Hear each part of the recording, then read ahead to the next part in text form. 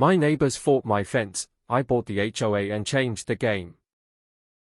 The fence that started the war. Ethan Carter thought he had finally found peace when he moved into the quiet neighborhood, a place that looked perfect on the outside, clean streets, trimmed lawns, and neighbors who smiled just enough to seem friendly, but not enough to feel welcoming. It felt like the kind of place where nothing ever went wrong, and that was exactly what he wanted, a fresh start, no drama, no noise, just a calm life after years of working hard to build something for himself. But what he didn't know was that this calm neighborhood was hiding a different kind of tension, the kind that didn't shout at first, but slowly crept in until it exploded, and it all started with something so simple, something so normal, a fence. Now if you've ever heard a neighbor dispute story or seen a property conflict drama, you already know how small things can turn into big problems. And this was about to become one of those neighbors from hell story moments that people talk about for years. Ethan had just finished settling into his house when he noticed there was no clear boundary between his yard and the property next door.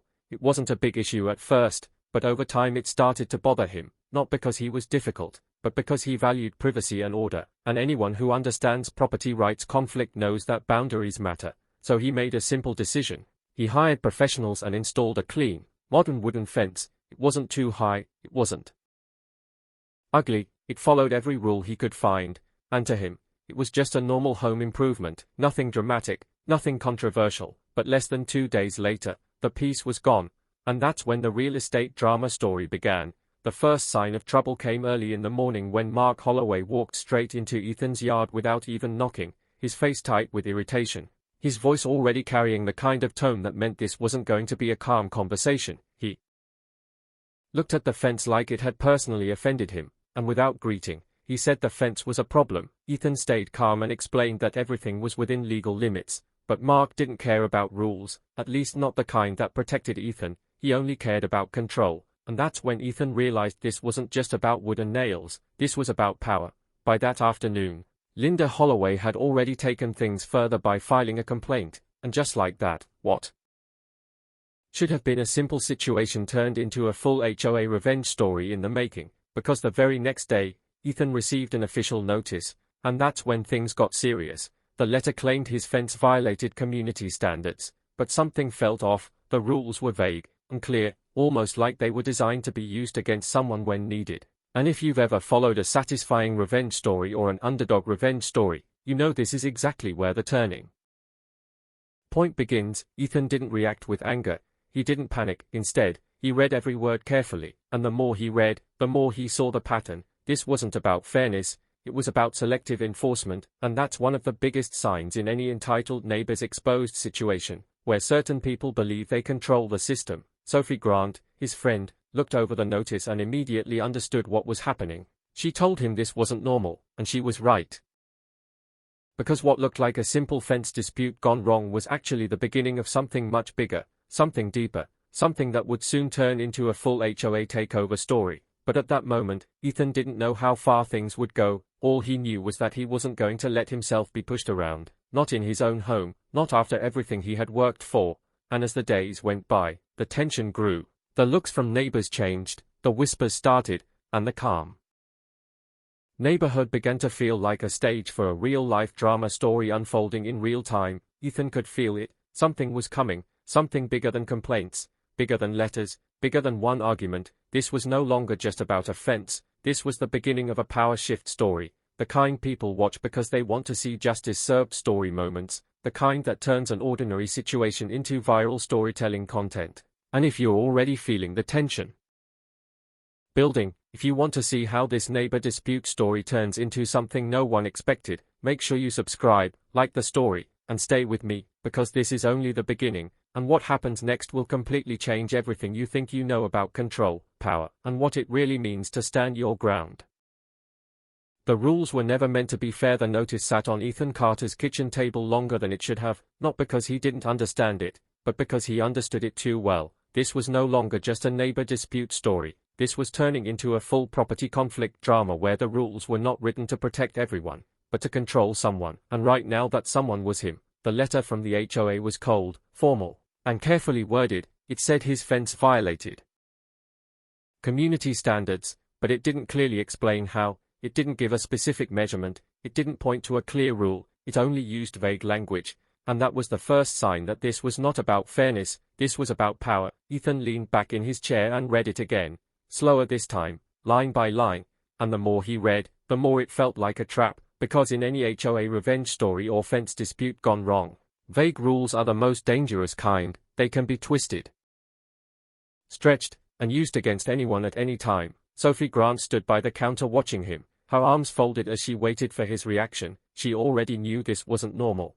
and when Ethan finally looked up, his calm expression said everything. He wasn't angry, he wasn't confused, he was thinking, and that was more dangerous than anything else, because in every underdog revenge story, the moment the main character stops reacting and starts understanding is the moment everything begins to change. They didn't write this to be clear, Ethan said quietly. They wrote it so they can decide what it means later. Sophie nodded because she saw it too. This wasn't just a real estate drama story. This was a system designed to look fair while acting unfair, and once Ethan understood that, he knew exactly what he had to do. He couldn't fight the fence complaint directly, not yet, because this wasn't about one decision. It was about the entire system behind it, and systems are not beaten with emotion, they are beaten with strategy. So instead of arguing, Ethan did something unexpected. He went deeper. He pulled out every document he could find, every guideline, every rule, every past decision, and what he found confirmed his suspicion.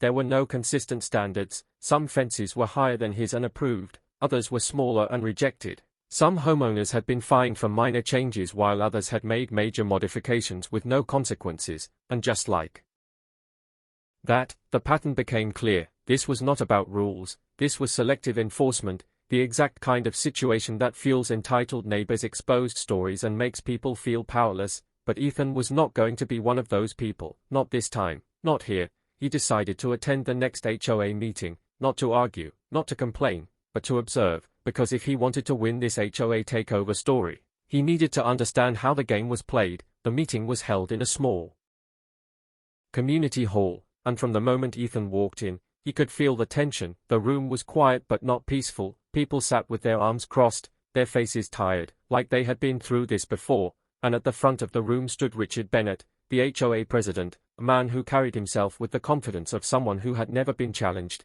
He spoke clearly, firmly, and with just enough authority to make people listen without questioning. When Ethan's fence was mentioned, the tone in the room shifted, not dramatically, but enough for Ethan to notice. This wasn't just a discussion, it was a decision that had already been made. Richard adjusted his glasses and said the fence disrupted the community aesthetic, the same vague phrase from the letter, and just like that, the circle closed, proof that the system worked exactly as Ethan suspected. Unclear rules, controlled interpretations, and decisions made before discussions even began. Ethan didn't interrupt, he didn't defend himself, he simply listened, because sometimes the most powerful move in a justice-served story is silence, especially when you are learning how your opponent thinks. As the meeting continued, Ethan started noticing something else, something even more important. The other homeowners were not agreeing, they were just quiet, and there is a difference. Silence is not always support, sometimes it is exhaustion, sometimes it is fear,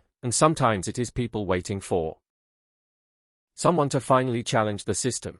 And in that moment, Ethan realized this was bigger than his fence, bigger than Mark and Linda Holloway, bigger than one complaint. This was a broken structure that had been controlling people for a long time, and no one had stepped forward to change it, until now. When the meeting ended, Ethan walked out calmly, but inside, everything had shifted. This was no longer a simple Neighbours from Hell story. This was a power shift story in motion, the kind that starts quietly but ends in a complete reversal. Sophie caught up with him outside and asked what he was going to do next. Ethan looked back at the building for a moment before answering, his voice steady, his mind clear. "I'm not fixing the fence," he said, "I'm fixing the system." And just like that, the direction of the story changed, because this was no longer about defending himself, this was about taking control. And if you've ever followed a satisfying revenge story, you already know what that means. The game was about to change, completely.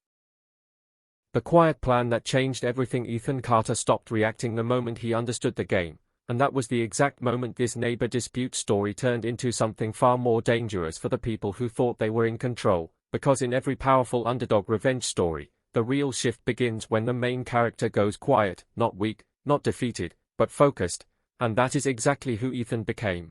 He no longer argued about the fence, he no longer responded emotionally to the letters, and he didn't confront Mark Holloway or Linda Holloway again. Instead, he stepped back and started observing everything with a level of calm that made people underestimate him, and that was his advantage, because while everyone else believed this was just another property conflict drama that would fade away, Ethan was already building something much bigger behind the scenes. He started with one simple question: who really controls the HOA? And the answer was not as simple as it seemed. On paper it looked like a structured organization with rules and procedures, but in reality it was a small group of people making decisions while everyone else stayed silent. And that is the kind of system that creates entitled neighbors, exposed situations, where power sits in the hands of a few while the majority feels stuck. Ethan knew that if he wanted to win this HOA takeover story, he could not attack the system directly. He had to understand its weaknesses first, so he began talking to his neighbors, not in a loud or dramatic way, but in quiet, respectful conversations that felt natural. He asked simple questions. Had they ever received unfair notices? Had they ever been denied something without a clear reason? Had they ever felt like the rules were applied differently depending on who you were? And what he discovered confirmed everything he had suspected. This was not just his problem. This was everyone's problem. One neighbor spoke about being fined for repainting their house while another had completely changed their exterior with no issue. Another mentioned being denied a small garden structure while someone else had built a large one without approval. The pattern was consistent and clear. Selective enforcement, the exact foundation of any satisfying revenge story where the system itself becomes the antagonist. Sophie Grant watched as Ethan pieced everything together, and she could see the shift in him. This was no longer about frustration. This was strategy, and strategy is what turns a simple fence dispute gone wrong into a full power shift story. You're not trying to win the argument anymore, she said one evening as they reviewed notes at his dining table. Ethan gave a slight smile. There was never an argument to win, he replied. They already decided that.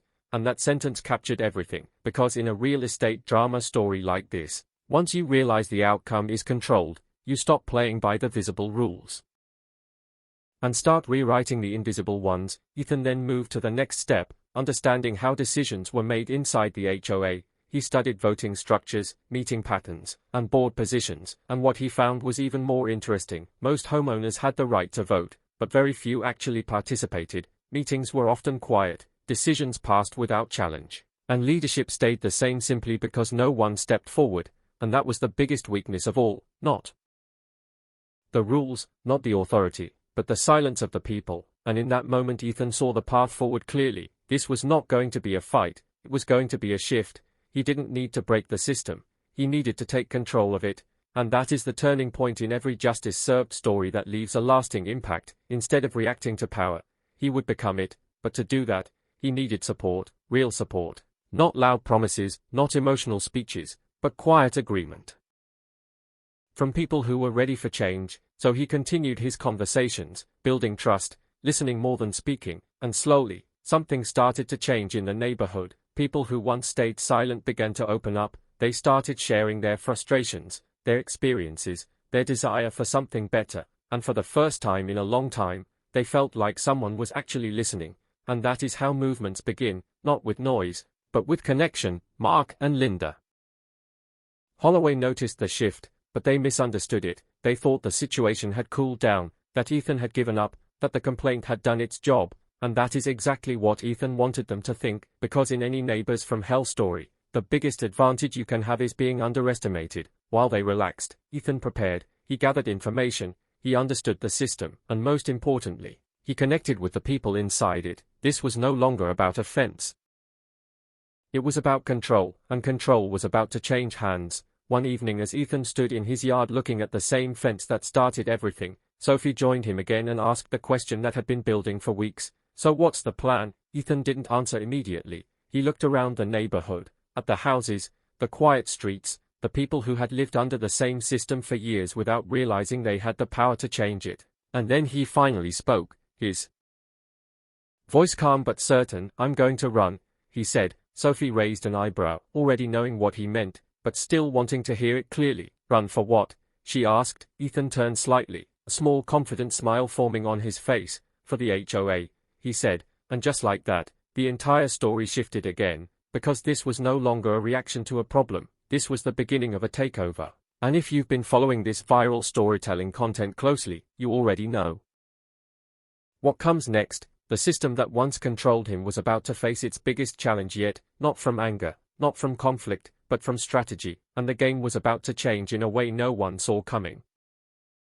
The day the power shift became real, the moment Ethan Carter decided to run for the HOA, the entire neighbor dispute story stopped being quiet and started becoming visible, but not in the way people expected, because Ethan did not campaign like someone chasing attention. He moved like someone building momentum, calm, precise, and impossible to ignore once it was too late. And that is what made this power shift story different from every other property conflict drama the neighborhood had seen before. There were no loud confrontations, no emotional speeches, no desperate attempts to convince people. Instead, Ethan focused on something far more powerful: clarity. He spoke to people the same way he had been doing from the beginning, one conversation at a time, simple, direct, and honest. He did not promise perfection. He did not attack Richard Bennett or the current board. He only spoke about fairness, transparency, and consistency, and in a system where rules had been used selectively for so long, those words carried weight, real weight, because this was not just an HOA revenge story anymore. This was a movement built on shared frustration, and people were ready, even if they had not realized it yet. Mark Holloway laughed the first time he heard Ethan was running. He treated it like a joke, like something that would fade away just like every complaint before it. Linda Holloway dismissed it even faster, confident that the system would protect itself the way it always had, and that confidence became their biggest mistake, because in every underdog revenge story, the moment the opposition underestimates the main character is the moment the outcome begins to shift. Richard Bennett, however, did not laugh. He had been in control long enough to recognize change when he saw it, even if it was quiet, even if it was subtle. He noticed the increased conversations among neighbors. He saw the way people stayed after meetings instead of leaving quickly, and most importantly, he saw Ethan, not reacting, not arguing, but connecting. And that was something the system was not built to handle, because control relies on silence, and silence was slowly disappearing. As the election approached, something unusual happened. More people started paying attention, more people asked questions, more people wanted to understand how decisions were made, and that alone was enough to disrupt the balance, because this was no longer a passive community, this was becoming an active one. And that is the turning point in every justice-served story where real change begins. Ethan remained consistent. He did not change his tone. He did not become aggressive. He did not try to dominate the conversation. He simply stayed clear and steady. Fair rules, applied equally, he repeated whenever someone asked what he stood for, and that message spread faster than any loud campaign ever could, because it was simple. And simplicity is powerful in viral storytelling content. Sophie Grant watched everything unfold with a quiet sense of certainty. She had seen the plan from the beginning, but now she was seeing it come to life, and even she was surprised by how naturally it was happening. "You didn't force this," she said one evening. "You let it grow." Ethan nodded slightly, because he understood something most people don't in a Neighbours from Hell story. You don't win by fighting harder, you win by changing the direction of the entire game. Election day arrived with a tension the neighborhood had never felt before. This was no longer a routine process. This was a decision, a real one. People showed up, more than ever before. Neighbors who had never attended meetings were now present, standing, watching, waiting, and that alone was proof that the system was already changing, because participation is power. And power was shifting. Mark and Linda still looked confident, but there was something different in the air, something they could not control, something they could not predict. Richard Bennett stood at the front of the room, maintaining his usual composure, but even he could feel it. The structure he had relied on for so long was no longer stable, because it was finally being seen, and once a system is seen clearly, it cannot hide behind vague rules anymore. The votes were counted slowly, carefully, and every second felt heavier than the last. This was the peak of the HOA takeover story. The moment where everything Ethan had built quietly was about to reveal its true impact. Sophie stood nearby, watching Ethan, expecting nerves, expecting tension, but he was calm, completely calm, because he knew something others didn't. This was never about winning a position, it was about shifting control, and that shift had already begun long before this day.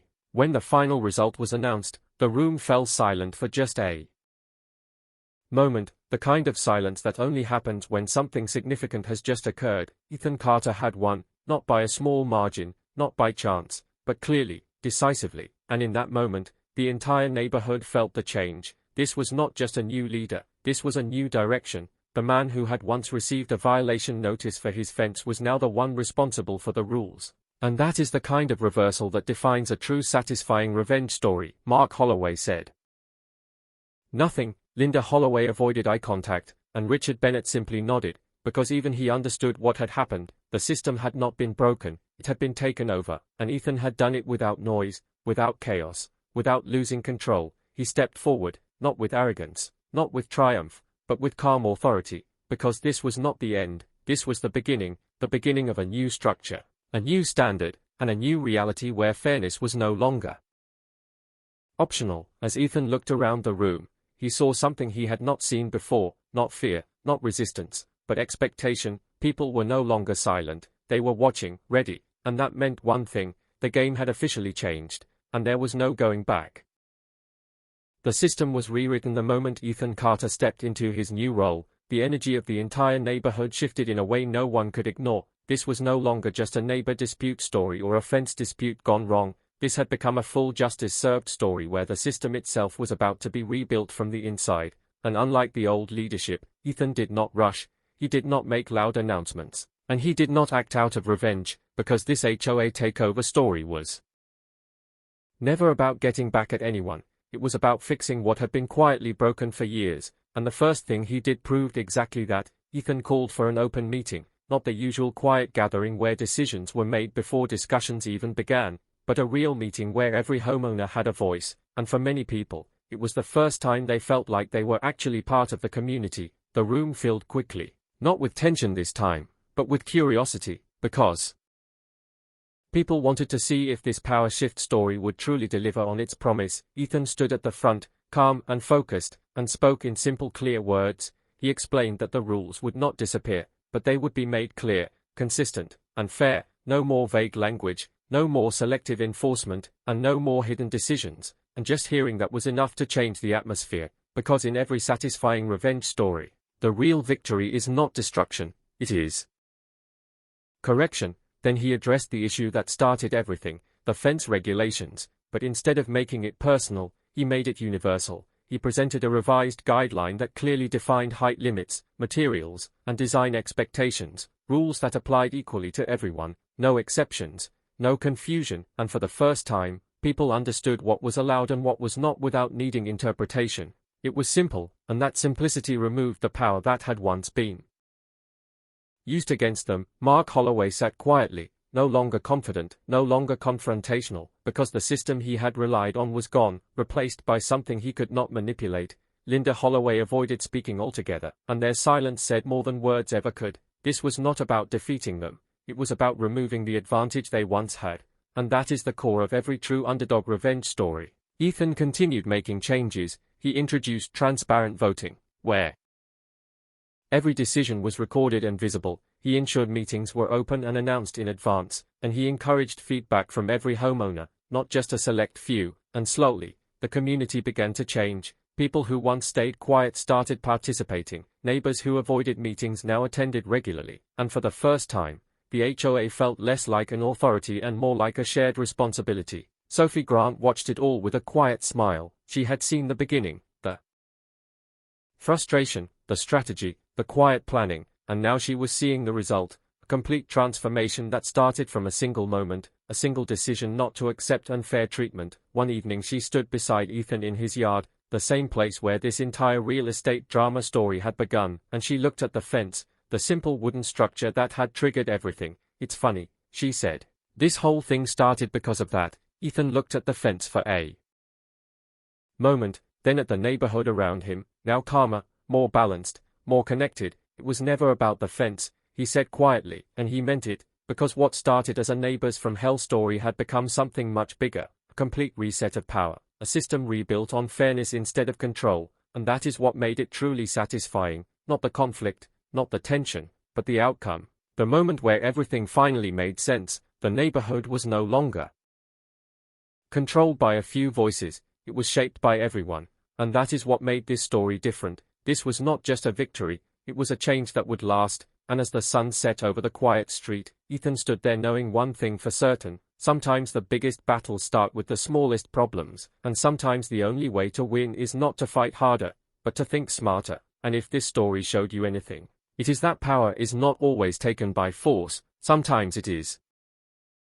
taken by understanding the system better than the people who created it. And if you enjoyed this powerful HOA revenge story, this emotional journey, and this complete power shift story, make sure you subscribe, like the story, and comment where you are watching from, because your support helps bring more real-life drama stories like this to life. And trust me, the next story will be just as powerful if not even more surprising.